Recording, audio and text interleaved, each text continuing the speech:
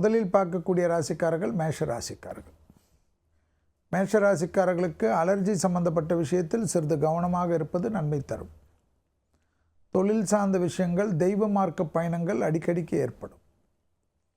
குடும்பத்தில் நிம்மதியும் சந்தோஷமும் காணப்படக்கூடிய 15 நாட்கள். செவ்வாய் நீச்சமாகி இருப்பதனால் அடிக்கடிக்கு முருகருக்கு சென்று வழிபாடு செய்வது நன்மையும் அதிகரிக்கக்கூடிய காலகட்டம். விடுபட்ட குலதெய்வ வழிபாடுகளை நிவர்த்தி ஏற்படுத்தக்கூடிய அற்புதமான காலகட்டம். தொழில் சார்ந்த, உத்தியோகம் சார்ந்த, வியாபாரம் சார்ந்த, படிப்பு சார்ந்த எந்த பயணம் வந்தாலும் எடுத்துக்கொள்ளலாம்.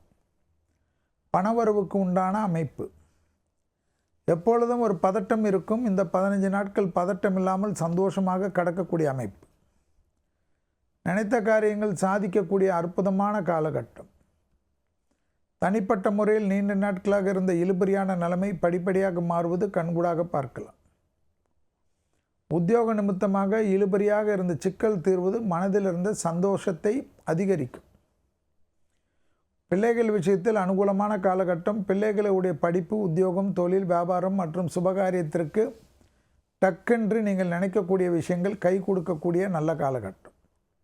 எதிர்பார்க்காத இடத்திலிருந்து நல்ல செய்தி வருவதும், மேலதிகாரிகள் விஷயத்தில் அனுகூலம் ஏற்படுவதும், ப்ரமோஷன் தடைகள் நீங்குவதெல்லாம் மேஷராசிக்காரர்களுக்கு கண்கூடாக பார்க்கலாம்.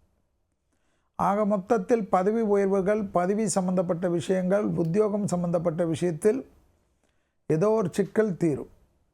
பெற்றோர் பெரியோருடன் வாக்குவாதம் வேண்டாம். உறவினர்கள் விஷயத்தில் ரொம்ப அழட்டி கொள்ளாமல் இருப்பதும், அவர்கள் ஏதாவது ஒன்று சொன்னால் உடனே அதற்கேற்றவாறு பதட்டமாகி உங்கள் வாழ்க்கையை கெடுத்து கொள்வதெல்லாம் தவிர்த்து கொள்ளுங்கள். எப்பேற்பட்ட பதட்டத்தையும் சமாளிக்கக்கூடிய ராசிக்காரர்கள் மேஷ ராசிக்காரர்கள்.